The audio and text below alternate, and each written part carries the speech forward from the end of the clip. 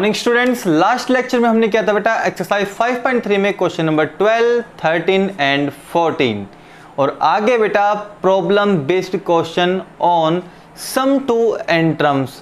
और तो मैं आपको क्लियर कर दूं बेटा, जो चैप्टर 5 से जो पोर्शन डिलीट हुआ है वो 5.3 एक्सरसाइज 5.3 में क्वेश्चन नंबर 15 से लेके क्वेश्चन नंबर 20 जितनी भी वर्ड प्रॉब्लम है बेटे, और जो वर्ड प्रॉब्लम सम से रिलेटेड होंगी वो पोर्शन वो टॉपिक रिमूव कर दिया गया है। तो क्वेश्चन नंबर 15, 16, 17, 18, 19, 20 ये सारे क्वेश्चंस बेटे सिलेबस से रिमूव हो चुके हैं। और इससे रिलेटेड एक एग्जांपल 16 था 5.3 एक्सरसाइज से पहले। जो एग्जांपल 16 है बेटा एनसीईआरटी का, वो भी हट चुका। फिर आगे चले बेटे एक्सरसाइज 5.4 में, तो question number 3, 4 and 5, question number 3, 4 and 5 वो भी रिमूव हो चुका है एनसीईआरटी सिलेबस से। अब वो क्वेश्चंस, ये वाले क्वेश्चन सारे जो मैंने आपको बताए हैं बेटा, वो सीबीएसई बोर्ड एग्जाम में नहीं पूछे जाएंगे। और यही नहीं, इससे रिलेटेड क्वेश्चंस भी जो टर्म चेंज करके देंगे सीबीएसई में वो भी नहीं आएंगे। इट मींस चैप्टर 5 से जितने भी वर्ड प्रॉब्लम है वो नहीं पूछी जाएंगी। क्लियर बेटा? लेकिन वो वर्ड प्रॉब्लम सम से रिलेटेड होनी चाहिए, सम से रिलेटेड। कुछ वर्ड प्रॉब्लम 5.2 में भी है लेकिन वो सम से रिलेटेड नहीं है, सम ऑफ एन टर्म से रिलेटेड नहीं है। तो 5.2 की वर्ड प्रॉब्लम तो आएगी लेकिन 5.3 की वर्ड प्रॉब्लम नहीं आएंगी। तो ऐसी सब समस्याओं का सॉल्यूशन मैं आपके सामने बेटे डिस्कस करूंगा संडे मॉर्निंग 10 बजे। ठीक है बेटा, तैयार है ना? आधे घंटे की लाइव क्लास होगी। उस आधे घंटे की लाइव क्लास में आप सीख जाओगे, समझ जाओगे इजीली कि कौन सा टॉपिक हमें पढ़ना है, कौन सा टॉपिक हमें छोड़ना है। ठीक है बेटा, चलिए अगली क्लास को बेटे स्टार्ट करते हैं। आज हम करेंगे बेटा एक्सरसाइज 5.4 में question number 1 and 2। Question number 1 most important question है बेटा, हर साल सीबीएसई में पूछा जाता है टर्म चेंज करके। इस साल भी पूछा जाएगा बेटे, कुछ ना कुछ टर्म चेंज करेंगे बेटा। तो मैं एनसीईआरटी का एक क्वेश्चन ले रहा हूं बेटा, क्वेश्चन नंबर 1। इसके बेस पे मैं आपको क्वेश्चन दूंगा बेटा, वो आपको सोल्व करना है। आई होप सबको बेटा क्लियर हो गया होगा कि मैंने कौन सा टॉपिक रिमूव करने के लिए कहा है आपको। तो क्लास स्टार्ट करें बेटा, चलिए लेट्स हैव ए लुक।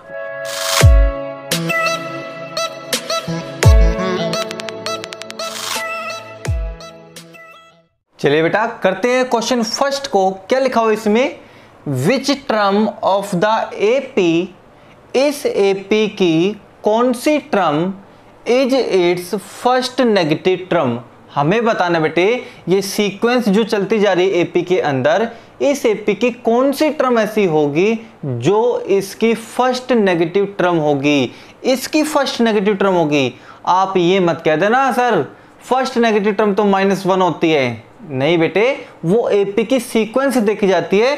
जो सीक्वेंस आपको दी गई है, इस सीक्वेंस के अकॉर्डिंग ऐसी कौन सी टर्म होगी इस सीक्वेंस की जो पहली नेगेटिव टर्म होगी। क्लियर है बेटा? तो ये सीक्वेंस दे रखी है तो इसकी फर्स्ट नेगेटिव टर्म कुछ और होगी। कोई सीक्वेंस में चेंज कर देता हूं तो उसकी फर्स्ट नेगेटिव टर्म कुछ और होगी। क्लियर है? तो आपको समझना है बेटे, सबसे पहले मैं बता दूं आपको कि नेगेटिव टर्म किस वे में, किस तरीके से आपको लेनी है। तो आपने बेटे ये ग्राफिकल मेथड पढ़ा है, एक्स एक्सिस और वाई एक्सिस।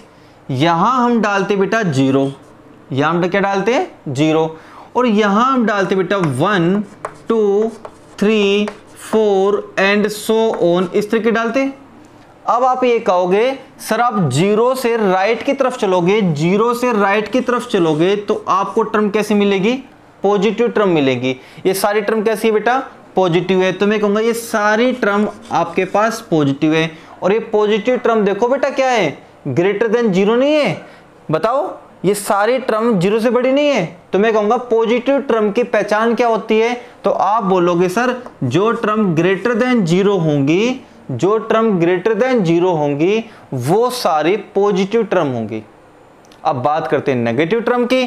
तो नेगेटिव टर्म मिलेगी 0 से लेफ्ट में, -1, -2, -3। इट मींस मैं 0 से लेफ्ट की तरफ आऊंगा, 0 से लेफ्ट की तरफ आऊंगा बेटे, तो आपको सारी टर्म कैसी मिलेंगी बताओ? Negative term. अब मेरे को एक चीज समझा दो, क्या नेगेटिव टर्म 0 से छोटी नहीं होती? तो आपसे मैं पूछूंगा कि नेगेटिव टर्म की पहचान बताओ, आइडेंटिटी बताओ नेगेटिव टर्म की। तो आप बोलोगे sir negative term less than क्या होती है, 0। तो नेगेटिव टर्म क्या होती है, लेस देन 0। इसलिए इसने एक नेगेटिव टर्म के बारे में पूछा था, नेगेटिव नंबर के बारे में नहीं पूछा। नेगेटिव टर्म तो बेटे सारी नेगेटिव टर्म है, -1 भी नेगेटिव है, -2 भी नेगेटिव है, -3 भी नेगेटिव है। नेगेटिव नंबर नहीं पूछा, नेगेटिव टर्म पूछी है। तो नेगेटिव टर्म की पहचान क्या है, वो टर्म जो लेस देन 0 हो वो नेगेटिव टर्म होंगी। वो टर्म जो लेस देन 0 हो वो सारी टर्म क्या होंगी, नेगेटिव टर्म कहलाएंगी। क्लियर है बेटा। तो यहाँ पे नेगेटिव टर्म का सिंबल क्या लेके चलेंगे, हम सिंबल लेके चलेंगे लेस देन 0। आपको ये चीजें अच्छे से समझना है। तो हमसे क्या पूछी थी, विच टर्म। अब याद करो बेटे मेरे कॉन्सेप्ट को जो मैंने बताया है, which term, how many term, find the number of term. इस तरीके के कोई भी क्वेश्चन हो उसमें हमें ए एन की वैल्यू तो गिवन मिलेगी और n की वैल्यू हमें फाइंड आउट करनी है। तो हमसे पूछा था विच टर्म ऑफ द एपी, इस एपी की कौन सी टर्म, इस एपी की कौन से नंबर की टर्म उसके फर्स्ट नेगेटिव टर्म होगी। तो मैं क्या मानूंगा बेटे, सॉल्यूशन में सबसे पहले तो आप लिखोगे बेटे वी हैव, जो भी सीक्वेंस आपको पास गिवन है वो आप लिख दोगे बेटा। इस तरीके से सीक्वेंस आपके पास चलती जा रही है और मैं लिखूंगा बेटे लेट its nth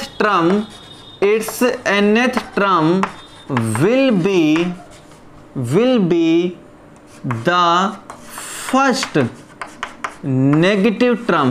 इसकी जो nth टर्म होगी बेटे वो क्या होगी, इसकी nth term first negative term होगी, वो हमने मान लिया। क्लियर है। तो चलिए यहां से बताइए बेटा a1 की वैल्यू कितनी है, 121, a2 की वैल्यू कितनी है, 117। तो मेरे को बताइए बेटा d कितना आ जाएगा, d आ जाएगा a2 माइनस a1 यानी 117 माइनस 121 और d की वैल्यू हो जाएगी -4। क्लियर है। चलिए आगे चले।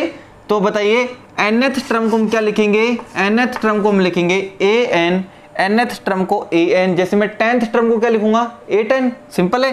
तो nth टर्म को लिखेंगे an, will be the first negative term, will be the first negative term. अब नेगेटिव टर्म की पहचान क्या होती है, लेस देन 0। तो आप क्या लिखोगे, लेस देन 0। ये चीज आपको समझनी थी और इसको समझाने के लिए मैंने आपको कॉन्सेप्ट बताया, ग्राफिकल कॉन्सेप्ट बताया। क्लियर हो गया। तो nth टर्म का मीनिंग तो an हो गया, will be the first negative term, और नेगेटिव टर्म का मीनिंग होता है लेस देन 0। ये हो गया। an का फॉर्मूला अप्लाई करेंगे, a plus n minus 1 into D less than 0। इनक्लूटिव भी बेटे सेटिस्फाइड होगी, काम करेगी किसके जैसे, इक्वलिटी जैसे। तो a की वैल्यू भर दो बेटा 121 प्लस में n माइनस 1, डी की वैल्यू हम भरेंगे -4 लेस देन 0। इनइक्वलिटी का कॉन्सेप्ट आप सीख लो बेटे, कोई भी टर्म लेफ्ट से राइट ले जा सकते हैं, राइट से लेफ्ट भी लेके आ सकते हैं। इनइक्वलिटी के साइन पे कोई इफेक्ट नहीं पड़ता। तो ये 121 जब राइट में जाएगा तो बन जाएगा -121, तो n minus 1 into -4 less than बन गया -120। आप इनको मल्टीप्लाई करो बेटा, जल्दी से मल्टीप्लाई करो, क्या बनेगा, तो ये बन जाएगा -4n plus 4 less than -120।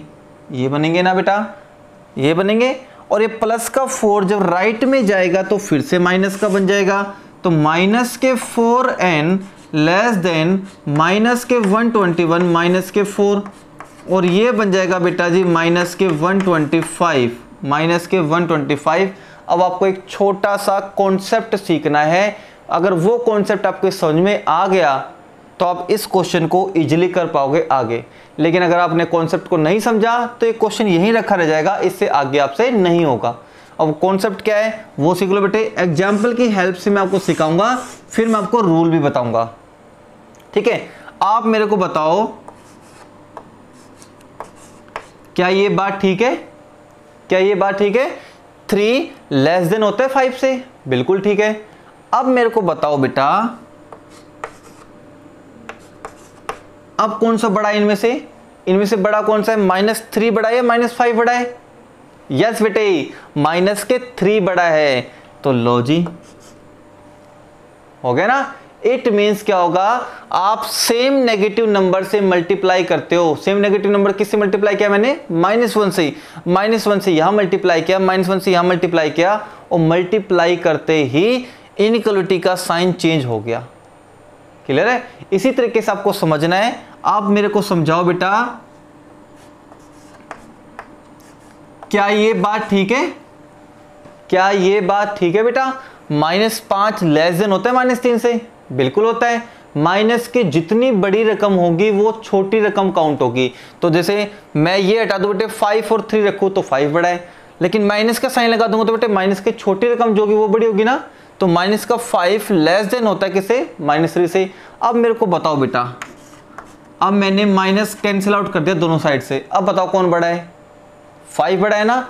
It means अब इनइक्वालिटी का कॉन्सेप्ट आप समझो बेटा। इनइक्वालिटी का कॉन्सेप्ट क्या होता है, अगर आप सेम नंबर से मल्टीप्लाई करते हो, सेम नेगेटिव नंबर से मल्टीप्लाई करते हो बोथ साइड, तो इनइक्वालिटी का जो भी साइन होगा वो चेंज हो जाएगा। क्लियर है?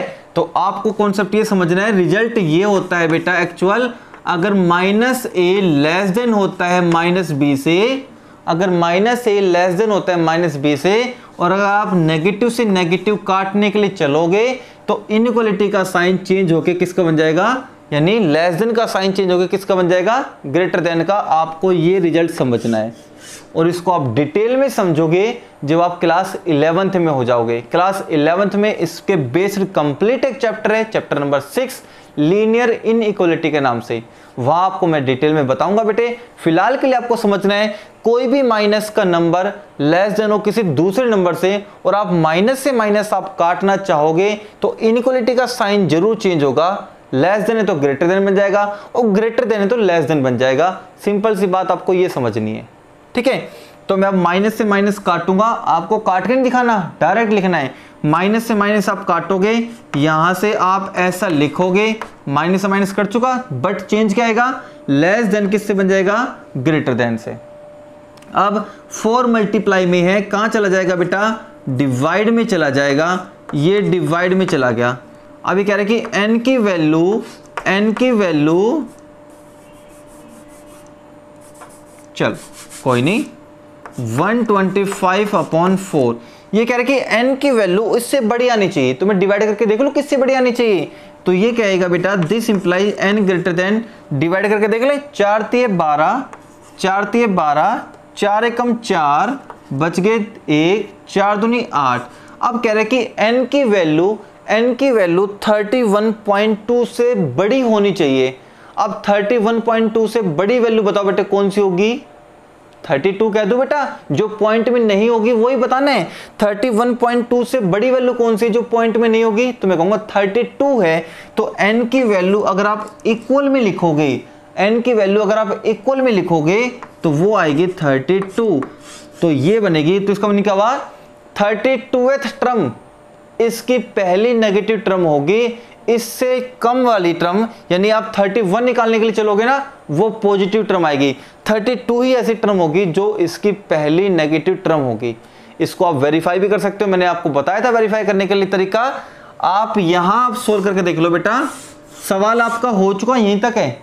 आप क्या लिखोगे, therefore 32th term will be the first negative term.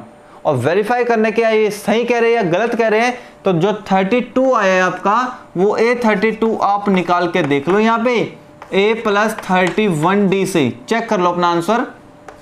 तो A की वैल्यू तो बेटा 121 + 31D की वैल्यू कितनी है बताइए, -4 है। ये आएगा बेटा 121, ये बन जाएंगे -124, और घट के क्या बचेगा, -3। यानी यहाँ पे जो टर्म होगी ना nth टर्म, यहाँ पे जो nth टर्म होगी वो क्या बन जाएगा बेटे, -3। इस AP की पहली नेगेटिव टर्म कौन सी आएगी पता है, -3 आएगी। इस 32 से पहले सुन लो बेटा, ये फर्स्ट टर्म है, ये सेकंड टर्म है, ये थर्ड टर्म है, ऐसे टर्म चलते जाएंगे, 4th term, 5th term, 6th term, 7th term, ऐसे चलते जाएंगे आगे तक। जो 32 नंबर पे जो टर्म आएगी वो पहली नेगेटिव टर्म आएगी। इससे पहले की कोई भी टर्म आप निकाल लो, 31, 30, 29, ये सारी टर्म पॉजिटिव आएंगी, लेकिन 32 नंबर पे जो टर्म आएगी वो पहली इसकी नेगेटिव टर्म आएगी। क्लियर बेटा? तो ये था क्वेश्चन। आप 31 टर्म निकाल के देखना, आप 31 टर्म निकाल के देख लेना a प्लस 30d फॉर्मूले से। इसका आंसर पॉजिटिव आएगा, नेगेटिव नहीं आएगा, पॉजिटिव आएगा इसका आंसर, चेक कर लेना बेटे, ठीक है। इसके अलावा इससे अगली जो टर्म है 32 वो निकाल के देखोगे तो नेगेटिव टर्म आपके पास आ रही है। आई नो क्वेश्चन जरा लॉन्ग हो गया बेटा, लेकिन क्वेश्चन इंपॉर्टेंट था, इसलिए मैंने इसको अच्छे से समझाया है, ताकि अगर इसमें टर्म भी चेंज कर दे तो आप इसको इजीली कर सको। दो कॉन्सेप्ट आपको समझने हैं बेटा, एक तो एक ग्राफिकल पोर्शन की पॉजिटिव टर्म कौन सी होती है और नेगेटिव टर्म कौन सी होती है। दूसरा नंबर कौन सा कॉन्सेप्ट आपको समझना है बेटा, अगर माइनस का नंबर लेस देन है किसी दूसरे माइनस के नंबर से और आप माइनस से माइनस काटना चाहोगे तो इनइक्वालिटी का जो भी साइन होगा वो चेंज हो जाएगा। लेस देन है तो ग्रेटर देन तो लेस देन, ये आपको समझना है बेटा अच्छे से, ठीक है बेटा। आई होप ये क्वेश्चन आपको क्लियर हो गया होगा बेटा। एक और क्वेश्चन आपको करना है बेटा, इसका क्वेश्चन नंबर 2, उसके अलावा सारे questions question number 3, question number 4, question number 5 वो रिमूव हो चुके हैं, वो डिलीट हो चुका है। Question number 2, let's have a look.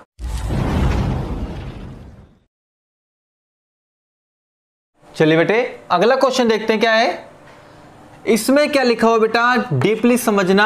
The सम, हमें सम करना है, किसका सम करना है, 3rd and 7th टर्म का। ये सुनो बेटे क्या लिखा हुआ है, टर्म। तो कह रहा है कि आपको सम करना है, तो मैंने लगा दिया बेटे अकॉर्डिंग टू क्वेश्चन, हमने लिख दिया कि हमें सम करना है, तो मैंने यहां सम का निशान लगा दिया। किसका करना है बेटे, 3rd टर्म का एंड 7th टर्म का। तो 3rd टर्म तो हम ऐसे लिखेंगे और 7th टर्म हम ऐसे लिखेंगे, दोनों सम हो गया। एज कितना दे रखा है बेटा, एज 6, तो ये एज इक्वल्स टू 6 हो गया। एज 6 का मतलब होता है एज इक्वल्स टू 6। ये क्लियर हो गया बेटा। इसको हम सोल्व कर ले पहले, फिर आगे क्वेश्चन पढ़ लेंगे। तो A3 का मीनिंग हो गया बेटा a प्लस 2d और A7 का मीनिंग हो गया बेटा a प्लस 6d। ये तो लिखोगे A3 को a प्लस 2d, A7 को a प्लस 6d बराबर 6।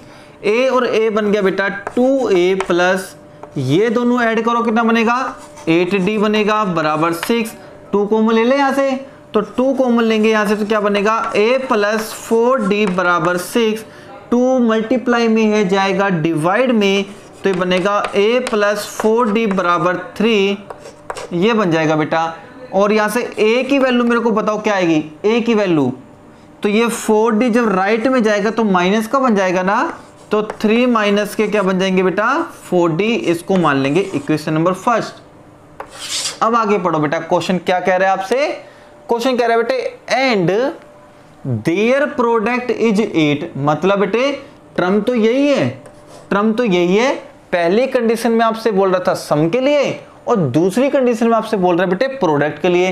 तो कह रहा है कि इन्हीं दोनों टर्म की जो प्रोडक्ट है ना वो 8 है। तो हम लिखेंगे अगेन, लिखेंगे बेटा अगेन अकॉर्डिंग टू क्वेश्चन। ये कह रहा है बेटे प्रोडक्ट करनी है उन्हीं टर्म्स की, प्रोडक्ट करनी है उन्हीं टर्म्स की। तो 3rd टर्म को लिखेंगे A3, 7th टर्म को A7 और वो दे रखा है 8। A3 को कैसे ओपन करेंगे अपन, a प्लस 2d से। A7 को कैसे ओपन करेंगे अपन, a प्लस 6d से, और बराबर आएगा 8। यही फॉर्मूला बनेगा। a की वैल्यू भर दे, a की वैल्यू यहां से निकाली थी बेटे हमने ताजा भर दे, तो यहां आएगा 3 माइनस के 4d प्लस में 2d तो अपनी जगह रहेगा। इसी तरीके से यहां भी a की वैल्यू भरेंगे बेटा कितनी, 3 माइनस के 4d, 3 माइनस के 4d और प्लस में 6d तो रहेंगे। चलो जी अब मेरे को बताओ बेटा 3 तो as it is, minus 4d में से प्लस के 2d जाएंगे तो माइनस के बचेंगे ना। यहां से 3 माइनस के 4d है प्लस के 6d है, तो इस बार प्लस के 2d बचेंगे ना। और ये फॉर्मूला आपको दिख रहा है कौन सा बन रहा है बेटा, a minus B into A plus B. दोनों टर्म बिल्कुल सेम है, बस प्लस माइनस का फर्क है। तो a minus B into A plus B क्या होता है, A square minus B square. तो आइडेंटिटी बन गई A square minus B square equal to 8। यहां तक क्लियर हो गया। और ये बनेगा बेटा 9 और ये बनेगा बेटा आपका 4d स्क्वेयर बराबर 8। यहां तक क्लियर हो जाएगा आपको, यहां तक आ गया। अब ये बेटे प्लस का 9 जब राइट में जाएगा तो माइनस का बन जाएगा ना, तो ये बन जाएगा बेटे माइनस के 4d स्क्वायर बराबर प्लस का 9 जब राइट में जाएगा तो माइनस का 9, माइनस का 1 बचेगा, माइनस का 1 बचेगा। अब बेटे कैंसिल आउट हो गया। अब इसको आप माइनस से माइनस काट सकते हो, यहाँ पे इक्वलिटी का साइन है, पिछले क्वेश्चन में इनइक्वलिटी का साइन था तब दिक्कत आई थी, अब तो बेटे बराबर का साइन है, काटो अब। तो ये मल्टीप्लाई में 4 कहाँ जाएगा, डिवाइड में जाएगा भैया, डिवाइड में चला गया 1/4। अब यहां से स्क्वायर हटाओगे तो यहाँ क्या लगेगा, अंडर रूट लगेगा भैया, अंडर रूट लगेगा इस तरीके से, और बाहर किसका साइन आएगा, प्लस माइनस का साइन आएगा। यहां तक हो गया।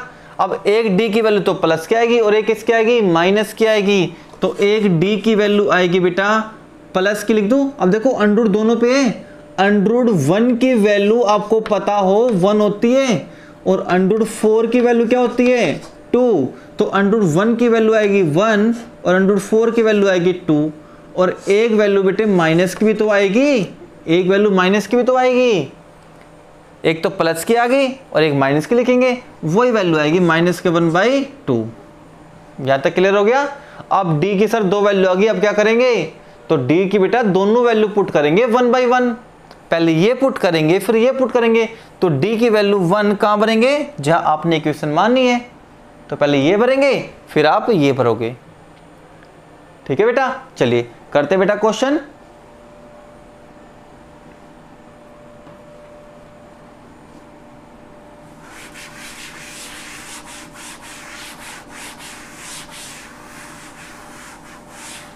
चलिए मैं लिखूंगा बेटे यहां पे फ्रॉम फर्स्ट, फर्स्ट लिखेंगे बेटे। यहां पे a की वैल्यू थी 3 माइनस के 4d और यहां भी a की वैल्यू थी 3 माइनस के 4d। यहां तक क्लियर हो गया। तो मैं d की वैल्यू कितनी भरूंगा बेटे, पहले दोनों वैल्यू चेक करेंगे अपन, ये भी और ये भी चेक करेंगे।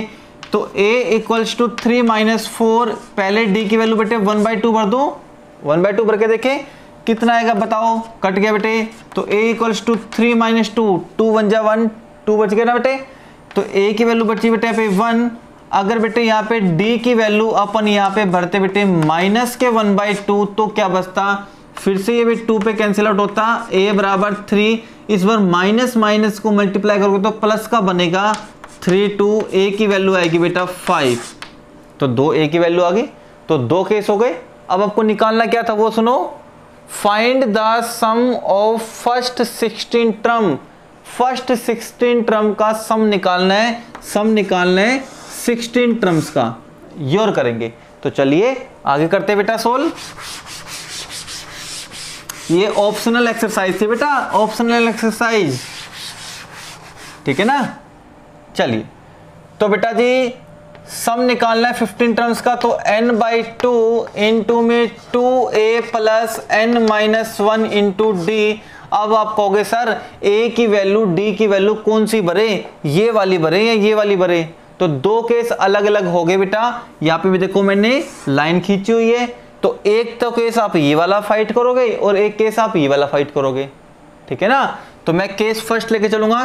कितनी टर्म्स का सम निकालना है आपको, 16 टर्म का सम निकालना है। तो S16 आप निकालोगे, तो यहाँ 16/2, 2 पहला केस में ये वाला साइड वाला लेके चल रहा हूँ। a की वैल्यू कितनी है 1 प्लस 16 माइनस 1, 16 माइनस 1 हो गया बेटा, यहाँ से हो गए, क्लियर है। आप बेटे केस को देख भी सकते हो, कौन सी वैल्यू सेटिस्फाई होगी कौन सी वैल्यू सेटिस्फाई नहीं होगी, ये भी आप देख सकते हो बेटा, क्लियर है। तो 2 की वैल्यू बेटे a की वैल्यू 1 आ गई, ये वाला कितना बन गया 16 माइनस 1 बन गया, और d की वैल्यू कितनी थी यहाँ पे 1/2 भरी थी ना हमने, 1/2 भरी थी बेटा। चलो ये कट गया बेटे, कितने पे कटा 8 पे, यहाँ गया 2 प्लस ये 16 माइनस 1 15, तो यहाँ 15/2 बचेगा बेटा, 15/2 भाई, 15 एकम 15/2। एलसीएम लो बेटे कितना आएगा इसका, या तो बाहर तो 8 है, इसका एलसीएम लेंगे बेटे कितना आएगा 2 आएगा एलसीएम, तो 2 दूनी 4 प्लस में 15 एकम 15, ये काटो बेटा कितना आएगा 4 पे कट गया, तो 4 इंटू में 15 और 4 कितने होगी बता दो 19, और 19 चौक कितने होगी बेटा 76। एक सम तो आएगा बेटा ये 76। इसी तरीके से दूसरा केस और फाइट करना है आपको। a की वैल्यू क्या भरोगे आप यहाँ पे 5, और d की वैल्यू क्या भरोगे आप माइनस के 1/2, इस तरीके से ये वाला केस और फाइट करना है। आई होप बेटे ये वाला क्वेश्चन आपको समझ में आ गया होगा बेटा, और पिछले वाला क्वेश्चन भी आप इजीली कर लोगे। ठीक है, मुझे पता है बेटा ये वाला पोर्शन थोड़ा लेंथी हो गया, लेकिन बेटा क्वेश्चन ही ऐसा था, अगर मैं आपको नहीं समझाता बेटे बेसिक कॉन्सेप्ट तो आपको जरा भी मजा नहीं आता इस क्वेश्चन को करने के लिए। ठीक है बेटे, तो कोई बात नहीं, एक दो क्वेश्चन लेंथी भी हो जाते हैं। इससे पहले जो टॉपिक हमने किया बेटे वो 5 मिनट में, 4 मिनट में, 2 मिनट में क्वेश्चन सोल्व हुए हैं। ये थोड़ा लेंथी हो गया बेटे, ऑप्शनल एक्सरसाइज है, यहाँ से क्वेश्चन पूछा भी जाता है बेटे कई बार। ठीक है, ऑप्शनल एक्सरसाइज को छोड़ के बेटे ये मत समझना कि ये तो ऑप्शनल एक्सरसाइज है, ये नहीं आएगी बेटा। जो क्वेश्चन इंपॉर्टेंट है, जिस एक्सरसाइज की ऑप्शनल एक्सरसाइज इंपॉर्टेंट है, मैं वो क्वेश्चन आपको जरूर कराऊंगा बेटे, और जो मुझे लग रहा है कि इंपॉर्टेंट नहीं है ऑप्शनल एक्सरसाइज से तो मैं वो छुड़वा भी दूंगा। क्लियर है बेटा? तो ये दोनों क्वेश्चन आपको जरूर करने बेटा, और होमवर्क के रूप में मैं आपको एक क्वेश्चन और दे रहा हूं बेटे, 2-3 क्वेश्चन वो भी आपको सोल्व करने हैं। ठीक है, वो अलग से मैं आपको क्वेश्चन दे दूंगा बेटे आपके ग्रुप में, वो भी आपको सोल्व करके देखने हैं, और मुझे होमवर्क सेंड जरूर करना बेटे। और जैसा कि आपको पता है बेटा, कल सुबह मॉर्निंग में 10 बजे अलर्ट रहना बेटे, अपने फ्रेंड्स को, अपने क्लासमेट को इन्फॉर्म कर देना कि सर जरूरी इंफॉर्मेशन देंगे, जो चेंज हुआ है बेटे सिलेबस में वो जरूर बताऊंगा, और आपकी डिमांड पे बेटे लाइव क्लास जरूर लेंगे बेटे। जो चैप्टर 5 के मल्टीपल चॉइस क्वेश्चन, चैप्टर 5 अब आपका कंप्लीट हो चुका है, तो कल मैं आपसे पूछूंगा बेटे कि मल्टीपल चॉइस क्वेश्चन की क्लास कितने बजे होनी चाहिए, वो मैं कल आपसे सुबह 10 बजे डिस्कस करूंगा लाइव। आप मेरे को बताना बेटे अपनी प्रॉब्लम्स, मैं सॉल्यूशन आपका जरूर करूंगा। ठीक है बेटे, कल मिलते हैं सुबह 10 बजे। हैव ए नाइस डे, तब तक बने रहिए बेटा अनुज सर के साथ।